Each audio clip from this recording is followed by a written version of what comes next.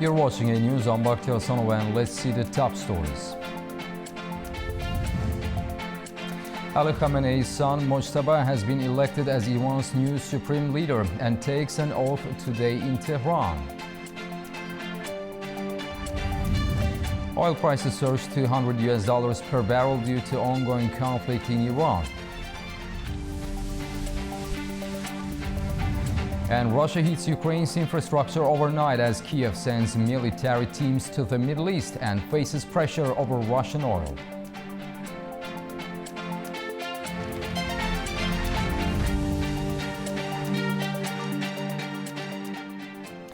Iranian civilian and military officials have expressed their oath to the new leader Ayatollah Sayyid Mojtaba Khamenei, and President Masoud Pezeshkian said his leadership will herald a new era of dignity and authority for the Iranian nation. Our Turaj Shiralilo has more from Tehran.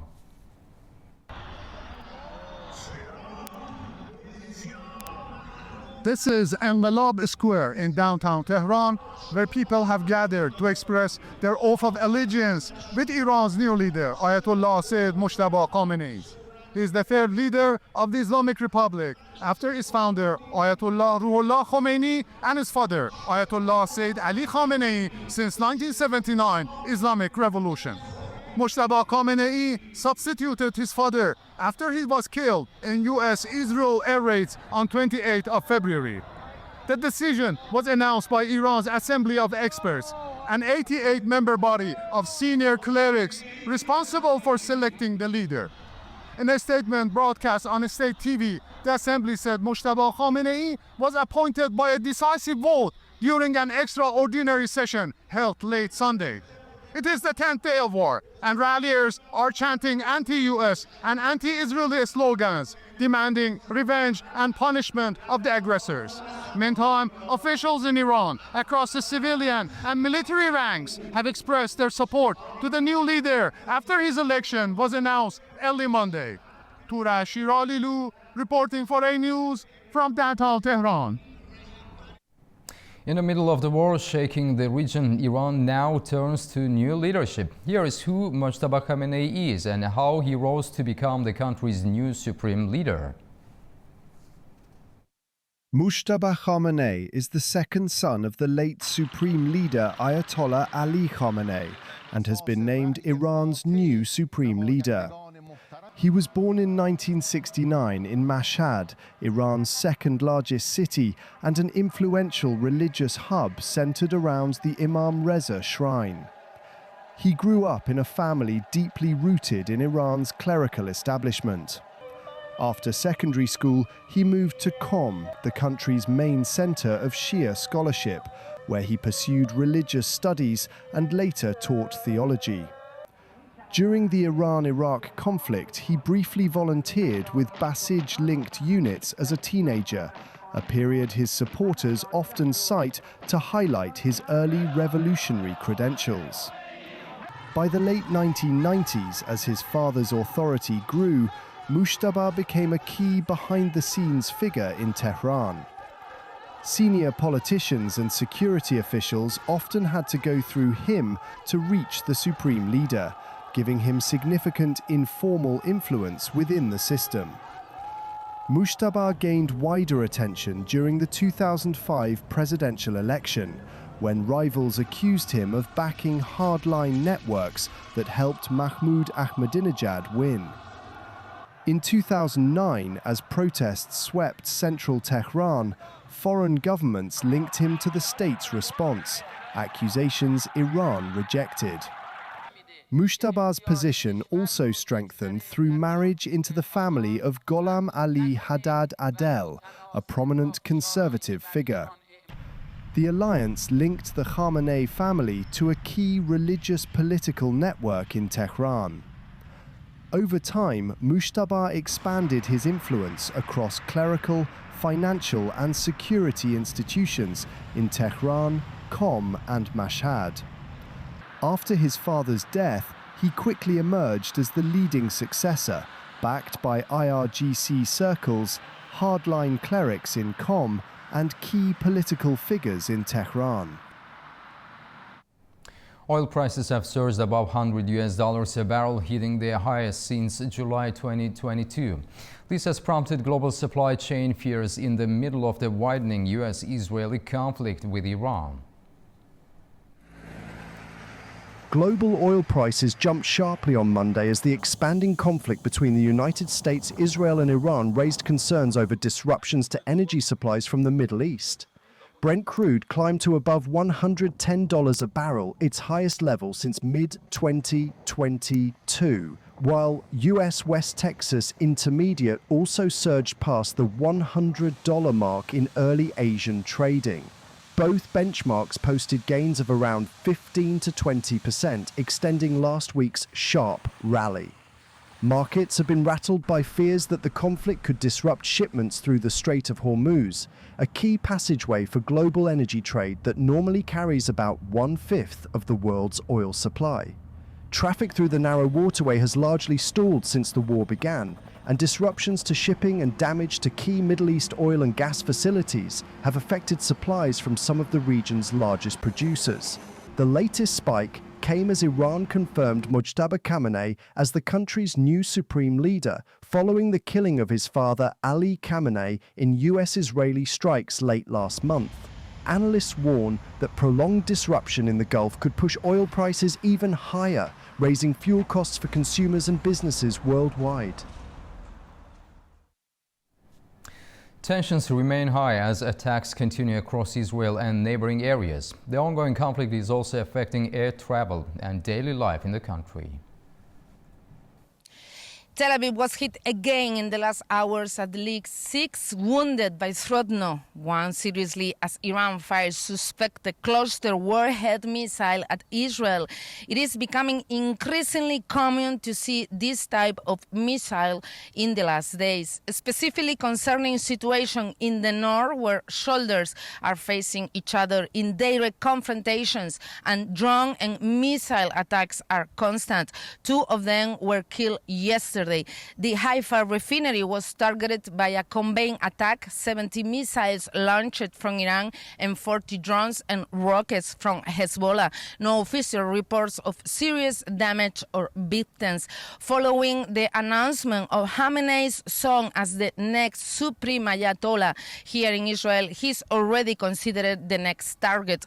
Regarding the reopening of flights, things have already started to become complicated. Only one plane can take off per hour, and considering the threats, even that schedule is not always being met.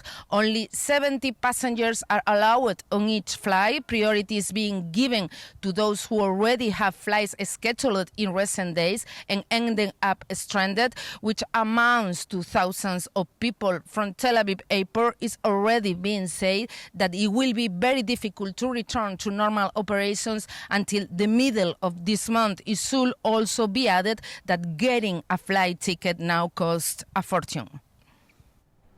EU leaders addressed diplomats in Brussels on Monday, warning that Europe must act decisively amid rising tensions in the Gulf and the unfolding crisis in Iran. European Commission President Ursula von der Leyen, along with EU Foreign Policy Chief Kaja Kallas and European Parliament President Roberta Metsola, urged member states to stand united, support the people of Iran, and ensure Europe is seen as a credible global actor ready to respond to threats. And our message to the world is that they should not underestimate Europe's resolve, strength and willingness to act. We need to allow Europe to be seen as the credible actor that it is. Iran's attacks on the Gulf, including in the Strait of Hormuz and the Gulf of Oman, they are condemnable, they are unjustifiable, and they must stop immediately. Just as every member state must know for certain that we will stand together to face down any threat. And in this regard, we must continue to stand with the people of Iran. Their fight for freedom and the ability to choose their own destiny is not political, but existential. Russia has carried out a major overnight attack on Ukraine's transport and energy infrastructure, while Ukraine is sending military teams to the Middle East to share its expertise. Meanwhile, Slovakia and Hungary are pressuring Ukraine over Russian oil supplies. Russia launched overnight missile and drone strikes on Ukraine, targeting the country's transport network. The attack involved 2 ballistic missiles and 117 drones. One strike hit a passenger train travelling from Kyiv to Sumy. Ukrainian officials say the railways have been repeatedly targeted in recent months, causing delays in several regions. Moscow said it carried out strikes on Ukraine's military, industrial and energy facilities, while Ukraine reported heavy losses inflicted on Russian forces in several areas. Ukrainian President Volodymyr Zelensky said on Sunday that Ukraine's first military expert team will go to the Middle East on Monday. More teams are also planned. Zelensky told journalists in Kyiv that he met Dutch Prime Minister Rob Jetten to discuss joint weapons production and Ukraine's experience defending against Iranian-made drones. We've got some messages how to help people, how to help civilians in the Middle East, and also how to help American soldiers who are in the bases in some countries. And we said that we will send experts and we will provide everything they need to save them. Zelensky wrote on X that it is important to produce weapons with the Netherlands and that this work will continue and grow. He also said they discussed investments and production levels. Dutch Prime Minister Jetten said European partners are working with Middle Eastern countries which can learn from Ukraine's experience and provide better ammunition for the battlefield. I strongly believe that the partners in the Middle East can learn a lot from the Ukrainian experience, but perhaps can also provide Ukraine with some necessary ammunitions that are not effective in the Middle East attacks, but could be effective here on the battlefield. We have the ambition and the intention to scale up the drone production facilities. We want to do it together, so both with companies in the Netherlands and companies in Ukraine, so that we can boost production in both our countries to make sure that we can supply all the troops on the battlefield as soon as possible and to increase the production for Europe as a whole. As situation in the Middle East escalates, Ukraine is seeking to turn the crisis to its advantage by highlighting the battlefield expertise it has gained during 4 years of fighting with Russia. US President Donald Trump and British Prime Minister Keir Starmer spoke amid rising tensions over Iran, with discussions covering military cooperation and recent strikes in the region. Zeina Farizadeh has more from Manchester, UK. US President Donald Trump and British Prime Minister Keir Starmer have held talks amid growing tensions between Washington and Westminster over the conflict involving Iran. The call took place on Sunday, less than a day after Trump publicly criticized the British leader, accusing him of failing to support the US campaign against Iran strongly enough. According to Downing Street, the two leaders discussed the escalating situation in the Middle East and military cooperation between the UK and the United States. During the conversation, Starmer also expressed condolences over the deaths of 7 US service members killed during the ongoing crisis. The exchange comes after a series of sharp remarks from Trump earlier this week. The US president said he was not happy with the UK and claimed Starmer was no Winston Churchill, criticizing Britain for initially refusing to support US-led strikes on Iran. Trump argued that Britain's later involvement was unnecessary, saying allies should not join a conflict after we have already won. Despite the criticism, the British government has maintained its position. Downing Street says the UK will not take part in the wider offensive campaign against Iran. However, it has approved the limited use of British air bases for defensive operations. British fighter jets have also been deployed to intercept Iranian missiles and drone targeting allied countries in the region. Speaking on Sunday, Foreign Secretary Yvette Cooper defended the Prime Minister's approach, saying Starmer was right to stand up for Britain's interests.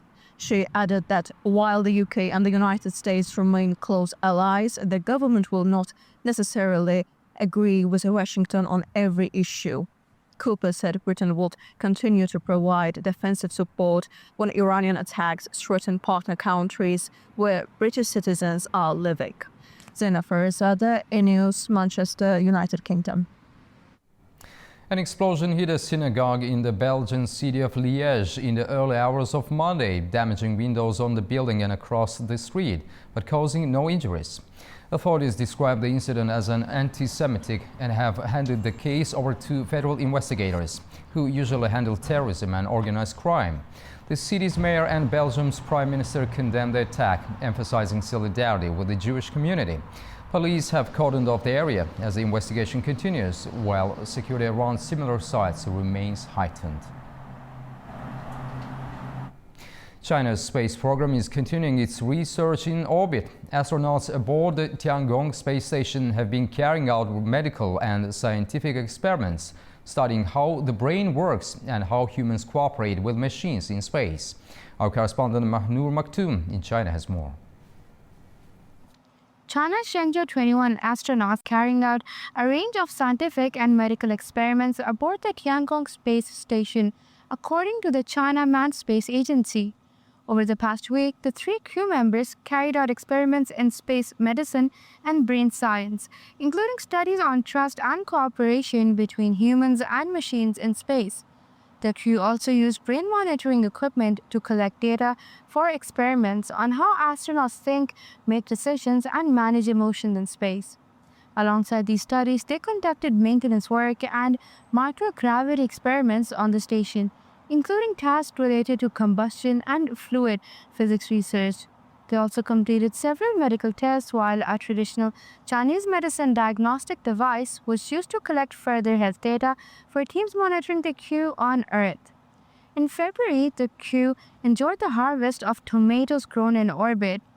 Aeroponic cultivation experiments are also planned for wheat, carrots, as well as medicinal and edible plants in the future. Launched into space on October 31st last year, the Shenzhou 21 crew has now spent more than 100 days of its 6-month mission in orbit. Mahnur Maktoum, A News, Beijing. Now we'll take a short break. Right after the break, we'll discuss Europe's preparations for a possible new migration wave from the Middle East as regional tensions escalate. Stay tuned.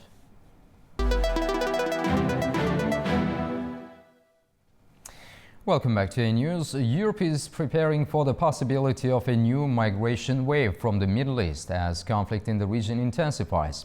The head of the International Organization for Migration, Amy Pope, warns that prolonged instability could push more people to seek safety abroad, potentially repeating the large refugee movements seen during the 2015 to 2016 crisis. European governments are already discussing contingency plans, especially frontline states such as Cyprus, which lies close to Lebanon and could become an early entry point for refugees fleeing regional violence. At the same time, European countries continue evacuating diplomats and citizens from the region, including German and Spanish diplomatic staff, who recently left Iran via Azerbaijan. To discuss the potential political, humanitarian and legal implications of a possible migration surge, we're joined by Carlos Uriarte Sanchez, professor of law and president of Pan-Europa Spain, speaking to us from Madrid.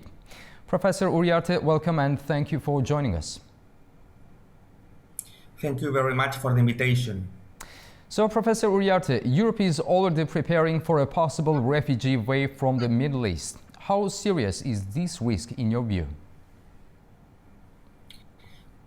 Risk should be seriously, but it is not inevitable. It depends largely on how the conflict evolves and how long it lasts. First, the scale of a potential displacement could be significant because Iran has a population of nearly 90 million people. If instability escalates through war, economic collapse, or infrastructure damage, even a small percentage of people fleeing could translate into hundreds of thousands seeking refuge abroad. And second, migration from the region usually happens in stages. Most displaced people initially move to neighboring countries such as Turkey, Jordan, or Lebanon. Europe typically becomes a destination later, particularly if those countries' capacities are overwhelmed. Professor, Europe experienced similar dynamic during the 2015 European migrant crisis, when conflict shifted over 1 million asylum seekers toward the European Union in a single year. So Cyprus is considered one of the most exposed EU countries because of its proximity to Lebanon. Could it become a key early point? Yes, Cyprus could become an important entry point because of both geography and migration routes. The island lies less than 200 kilometers from Lebanon, which means that in the event of instability there, maritime routes to Cyprus could become one of the shortest paths into the European Union. On the other hand, Cyprus already faces significant migration pressure relative to its population size. In recent years, it has had one of the highest number of asylum seekers per capita in the European Union. And third, Cyprus has a particular political and geographic situation because of the island's division and the presence of the self-declarate of Northern Cyprus. Some migrants have used this route to enter European Union territory indirectly. Professor Uriarte, how might rising migration pressure influence European domestic politics, especially with growing anti-immigration sentiment? Well, migration has become one of the most politically sensitive issues in Europe, so a sudden increase in arrivals could significantly affect domestic politics and the domestic debate. First, migration tends to strengthen populist and anti-immigration parties, particularly during times of economic uncertainty and security concerns. Second, migration crisis can create divisions within the European Union itself. And third, public perception plays a major role. Even relatively small increases in arrival can have a large political impact if they are portrayed as a crisis in media and political debates. So the conflict is also forcing evacuations of European diplomats and citizens. Does this signal that Europe expects the situation to worsen? Well, evacuations don't necessarily mean that governments expect the worst case scenario, but they do indicate serious concern about potential escalation. European states routinely evacuate diplomats and citizens when security conditions deteriorate. The presence of European citizens in the region means governments must be prepared for rapid evacuation operations. At the same time, these actions reflect the reality that conflicts in the Middle East can escalate quickly and unpredictably. Professor Uriarte, from a legal perspective, how prepared is the EU's migration and asylum pact to handle a sudden surge in asylum seekers? Thank you very much for the question. In this regard, the European Union recently adopted reforms known as the so-called European Union Migration and Asylum Pact, which aim to improve coordination and crisis response. This pact introduces several mechanisms: faster asylum procedures at the border, second, stronger screening processes, and thirdly, a solidarity system where European Union countries either regulate asylum seekers or provide financial support. However, the system has not yet been fully tested in a large-scale crisis. Implementation will take time, and success will depend on whether member states cooperate each other effectively. So could migration become another major dividing issue among EU member states? And what humanitarian responsibilities does Europe have if large numbers of civilians are displaced by war? Yes, migration has already created divisions within the European Union. Different countries have different perspectives and approaches to the migration flows. Certain countries, such as Italy, Greece, and Spain, often argue they carry the disproportionate burden because they are at the external borders. Meanwhile, some northern and eastern European states have resisted mandatory relocation systems. At the same time, Europe has a clear humanitarian and legal obligations under international law, particularly the 1951 Convention. People fleeing war or persecution have the right to seek asylum. Then it's important to find the correct balance among solidarity, border management, and humanitarian protection. And these issues remains one of the European Union's biggest policy challenges nowadays. Professor Uriarte, how might a migration surge affect Europe's security, economic stability, and social cohesion? Well, the effect depends on both the scale of migration and how well it is managed. From a security perspective, migration flows can strain border systems, but most security experts emphasize that refugees themselves are rarely a major security threat. The real challenge is administrative capacity. Economically, migration can increase public spending in the short term for housing, healthcare, and integration programs. However, in the longer term, migrants can contribute to labor markets, particularly in aging societies. In this regard, social cohesion is often the most sensitive dimension. Rapid demographic changes can create tensions if integration policies are weak or if political rhetoric polarizes communities.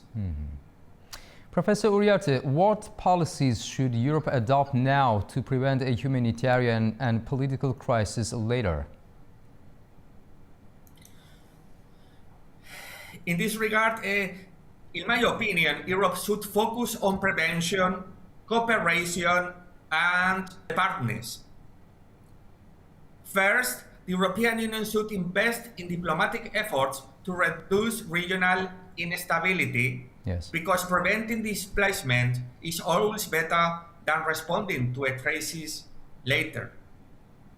Second, Europe should increase humanitarian support for neighboring countries, helping them host refugees safely and sustainably.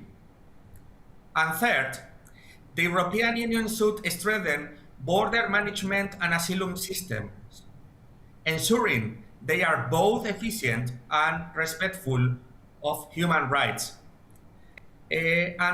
Finally, European governments should work on integration policies and public communication, explaining migration realities and avoiding narratives that exaggerate fears to the citizens.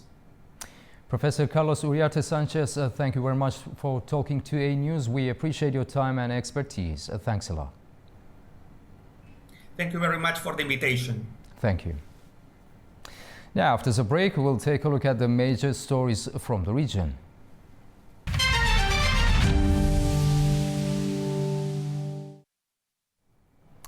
Now, let's take a closer look at the key stories shaping the region.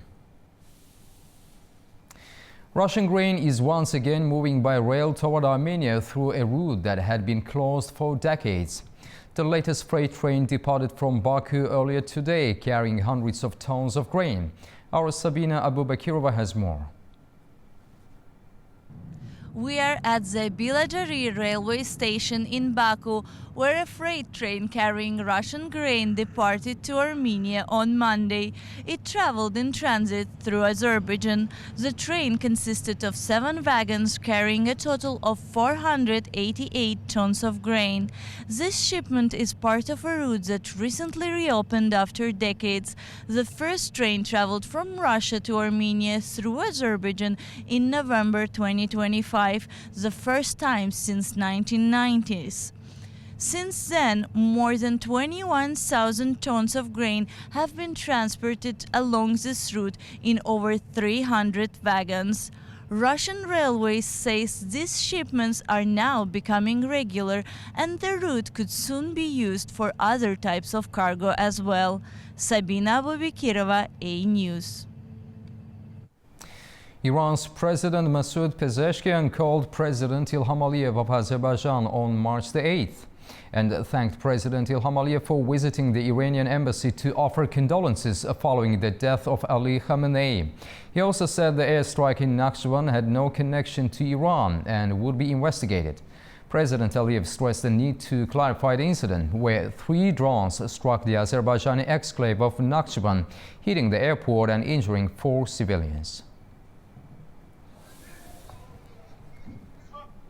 Since the conflict in Iran erupted, evacuation operations at the Astara border crossing have continued, with more than 1,900 people from many countries entering Azerbaijan. Officials say the crossing is also being used by foreign nationals and diplomatic staff leaving Iran as tensions persist. Chimnaz Shahlar has more from the Astara border.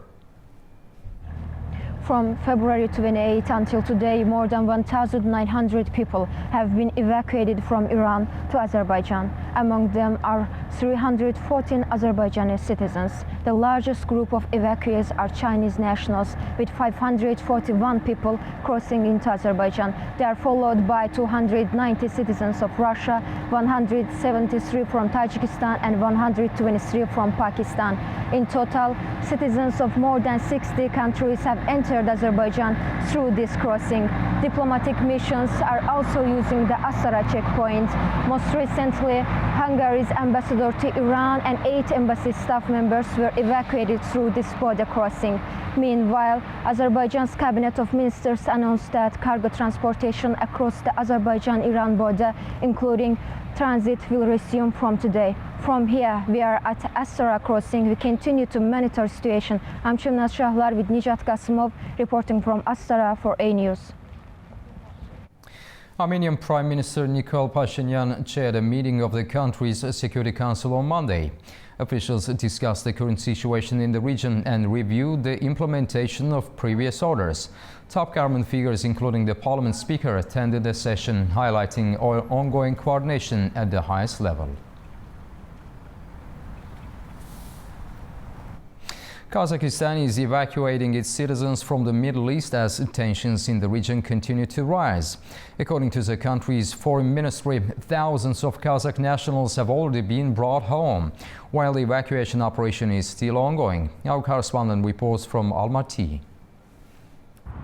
Rising tensions in the Middle East have prompted Kazakhstan to accelerate the evacuation of its citizens from the region. According to the country's Minister of Foreign Affairs, more than 7,300 Kazakh nationals have already been brought back home. The evacuation is still ongoing. People are returning on flights operated by Kazakh and foreign airlines, while others are leaving the region by land, crossing through Azerbaijan, Armenia and Turkmenistan. Earlier estimates from the foreign ministry suggested that around 8,500 Kazakh nationals were in areas affected by the escalation. And amid the tensions, President Kassym-Jomart Tokayev welcomed a statement from Iran's leadership announcing it would refrain from attacks on neighboring countries. According to Tokayev, such steps could help reduce tensions across the Middle East. Meanwhile, officials in Kazakhstan are also watching the economic implications of the crisis. National Bank Chairman Timur Suleymanov says the country's economy remains heavily linked to oil revenues. More than half of Kazakhstan's export earnings and over 30% of government and national bank revenues come from oil. Suleymanov says that when global oil prices rise, export income increases as well. That means more foreign currency enters the domestic market, which can help support the national currency, the tenge. According to the National Bank chief, higher oil prices could also bring additional revenues to Kazakhstan's national fund. Fariza Kalimurzina, Almaty, A News. Afghanistan's trade routes are shifting as imports through Iran surge. Iranian officials say the movement of essential goods from their ports to Afghanistan has reached a record level. Our correspondent Tamim Bahis has the details from Kabul. The Iranian embassy in Kabul says a shipment of essential commodities from Iranian ports to Afghanistan have increased sharply, marking what officials describe as a new high in trade activity. According to a statement from the embassy, Iran's first vice president Mohammad Reza Arif said the allocation and transfer of essential goods from Iranian ports to Afghanistan have increased significantly in recent months. The statement also quoted Iran's Minister of Roads and Urban Development, Farzaneh Sadegh, who said the loading of cargo trucks at Iranian ports has increased by 53% compared to the period before the recent conflicts affecting regional trade. Officials said the rise reflects growing reliance on Iranian ports for Afghan imports. The development comes after Pakistan closed its ports and transit routes to Afghan traders since October last year, amid rising tensions between the two countries. Since then, Afghan traders have increasingly turned to Iranian ports to move goods into the country, creating a noticeable shift into regional trade flows. Analysts say the change could reshape Afghanistan's supply routes if the trend continues. Tamim Bahis in Kabul, A News. The European Union sees Middle Corridor as key to trade and stability in South Caucasus. European Commission President Ursula von der Leyen stated this at today's Ambassadors' Conference in Brussels. She highlighted the Middle Corridor, which will slash delivery times for goods from Asia to Europe from 30 to 15 days. Von der Leyen said the project could make trade and cooperation the norm in the region, opening the way not only to Europe, but also to peace. At first sight, its goal is to cut the overland journey between Central Asia and Europe from 30 to 15 days. But there's more into it. The corridor will also connect former enemy countries in the South Caucasus between them and to Europe. And just like coal and steel brought Europe together after World War II, this new corridor can make trade and cooperation the norm in a troubled region, and be a route not just to Europe, but to peace. And my point is simple. In this region, as well as in Africa or the Middle East, our investments mean we have leverage and agency. Or look at the success of the Pact for the Mediterranean, which is revitalizing our partnership across the region. Turkey has deployed fighter jets and air defense systems to northern Cyprus as tensions rise in the eastern Mediterranean. The move follows last week's missile strike on a British base in southern Cyprus. Adam Morrow has all the details. Turkey has deployed 6 F-16 fighter jets along with air defense systems to northern Cyprus in what officials describe as a precautionary step to enhance security and protect the island's Turkish-speaking community. In a Monday statement, the Turkish Defense Ministry said the deployment was carried out within the framework of what it called phased planning, aimed at strengthening the defense of northern Cyprus. The ministry added that the move reflects Ankara's close ties with northern Cyprus and its commitment to ensuring the security of Turkish Cypriots. Officials said additional measures could be taken if necessary, depending on further security assessments. The deployment comes amid heightened tensions in the eastern Mediterranean after a missile strike last week hit a British military base in southern Cyprus. According to regional officials, the missile, which was linked to the broader conflict involving Iran, Israel, and the United States, landed inside a British sovereign base that is located on the island. The incident raised alarm across the divided island, prompting stepped-up security measures and renewed calls for vigilance from both sides. Northern Cyprus maintains close political and military coordination with Ankara. Officials say the latest deployment by Turkey is intended as a defensive measure amid growing regional instability. Authorities in Ankara say developments will continue to be monitored closely as the situation evolves. This is Adam Morrow for A News in Istanbul, Turkey. Now we'll take a short break. Right after the break, we'll discuss the drone strike on Nakhchivan and the international reaction surrounding the incident. See you shortly.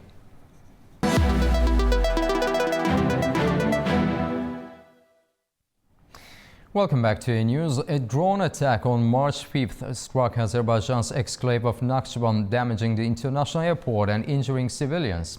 Baku says the drones came from Iranian territory, while Tehran has promised an investigation following a phone call between Presidents Masoud Pezeshkian and Ilham Aliyev.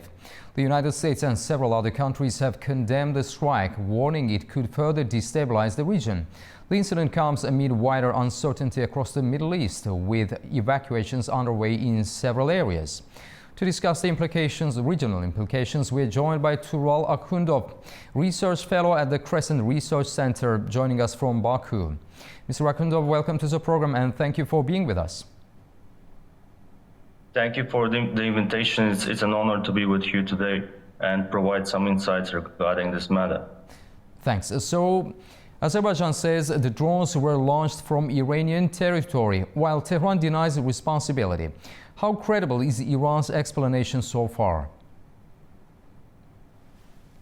All right, so Iran's denial currently appears questionable, but cannot yet be definitely dismissed.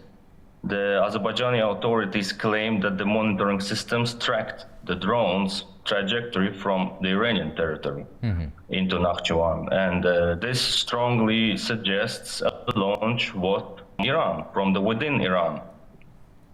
Iran, however, insists it had no role and suggests the attack may have been intended to damage relationship between the two neighbors. At this stage, the credibility of Iran's explanation lies on technical evidence. So I guess investigation needs to be carried out, real things behind.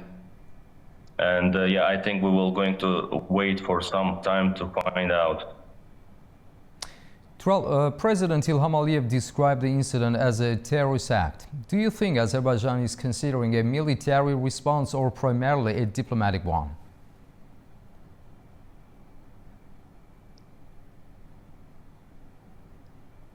Yes, so I think that Azerbaijan's iman suggests a combination of diplomatic pressure and military preparedness rather than imminent retaliation strike.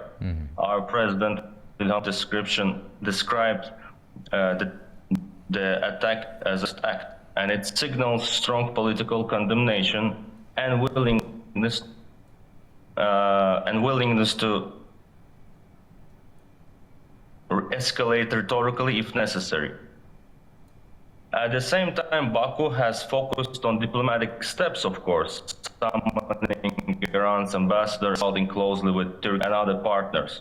And I think that maintaining military readiness allows Azerbaijan to deter further attacks without immediate widening the conflict. And for now, the government appears to favor signaling resolve while avoiding a direct military confrontation, unless additional incidents occur. Tural, Turkey's defense ministry says a ballistic missile fired from Iran was intercepted in Turkish airspace by NATO defense systems in the second such incident in 5 days. How will Turkey and NATO respond diplomatically and militarily if Iran continues to launch missiles toward Turkish airspace? Okay, so if such strike happened, Turkey warned the Iranian side. Now we have the second that just recently took place. First of all, we have to remember the Article 4 of the NATO Charter, which means in consultation between the member states, where they usually discuss the whole situation, and then they can, you know, take some necessary decisions in the actual actions that further may take. I mean, it will not immediately trigger Article 5, which is collective defense and security, but preliminarily take place if the attacks continue happening. Kazakhstan and other countries are evacuating citizens from the region. Does that signal broader fears of a regional war? This kind of crisis, of course, each country is being protected. In case of Kazakhstan and other countries, I guess they're just trying to make sure their citizens are safe, and it's always better to evacuate them just in case if the situation goes out of control. We've seen what is happening now in the numerous Arab states. I mean, people go, and they're having some difficulties at the moment in their evacuation. So I guess if they took some steps before, it would be easier for them. So now Kazakhstan, looking at this example, maybe they just want to make sure that their people are safely removed from the region. Tural Akundov, Research Fellow at the Crescent Research Center in Baku, thank you very much for joining us and for sharing your insights. Thanks a lot. It's been a pleasure. Thank you. Thank you. That's the news hour for this hour. Stay tuned to A News for more updates, and thank you for watching.